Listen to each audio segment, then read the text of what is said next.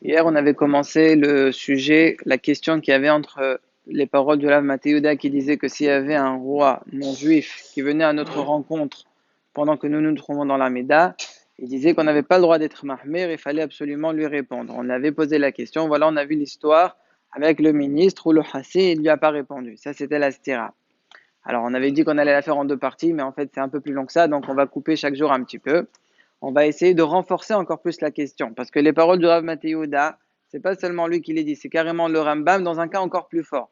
Le Rambam, il dit, on sait qu'il y a trois miswot dans lesquels il y a l'air ou aller avant. Ça veut dire, si un gars, il nous dit, soit tu transgresses cet avéra-là, soit il nous tue, ben on se laisse tuer. Les trois avérotes, c'est les trois les plus hamurot, c'est Avodazara, Gilo Yariot et Shfichut Damim.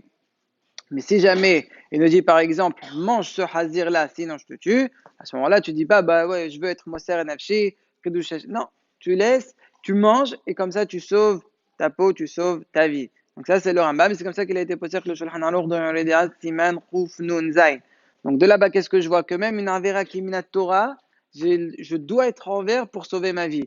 Donc là, Kol Sheken, que l'Armida, que c'est Midera Rabanan, donc ça renforce les paroles du Rav Mathéouda. Donc c'est vrai que la question elle est très forte par rapport à l'histoire du Hassid.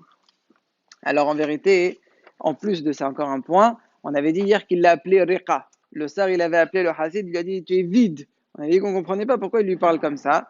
En vérité, ça renforce notre question, parce qu'en fait, il se base sur une Gemara, on lui connaît pas Mistama la Gemara, mais la Gemara le dit dans Maseret Shabbat d'Aflamet Bet, elle dit la phrase suivante, un homme ne doit jamais se mettre en situation de sakana. Pourquoi? Parce que Shemé le Ya'aselones, peut-être qu'il n'aura pas de miracle.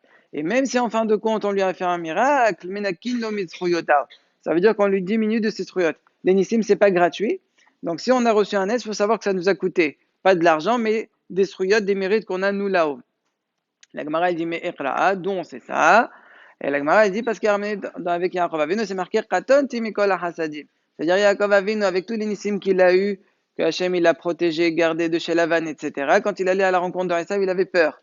Et c'est marqué pourquoi? Qatonti, je suis petit par rapport à tous les hasadim que tu m'as fait.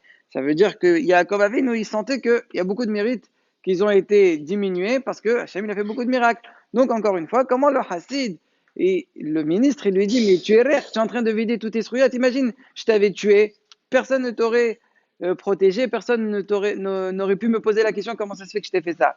Donc la question, elle est vraiment très forte. Alors il faut savoir qu'à cette question, il y a trois réponses qui ont été données. Aujourd'hui, on va en faire une seule.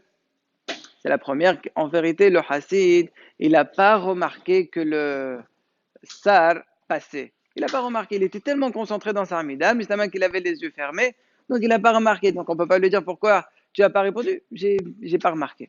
Donc là, on ne peut rien lui dire. Et avec ça, on explique une histoire dans la Gemara Brachot, toujours, avec Rabbi Hanina ben Dosa, histoire que je pense que tout le monde connaît, avec l'histoire du Harod, le gros serpent. Comme quoi qu'il y avait une ségoula là-bas, qu'à chaque fois qu'il piquait quelqu'un, si le Harod il arrivait à l'eau, qui était un peu plus loin avant, donc il mourait. Si c'est la personne qui est arrivée avant, bah, c'est le serpent qui mourait. Il y a beaucoup qui étaient nisour, beaucoup qui étaient endommagés de ce Harod-là. Et Rabbi Hanina ben Dosa, lui aussi, une fois il est passé, le Harod l'a piqué. Mais Akadosh Baruch Hu lui a fait un miracle. Il y a eu une source d'eau qui s'est créée, qu'Hachem a créée à la Makom. Donc ça fait que c'est lui qui est arrivé à l'eau avant le Harod et les met.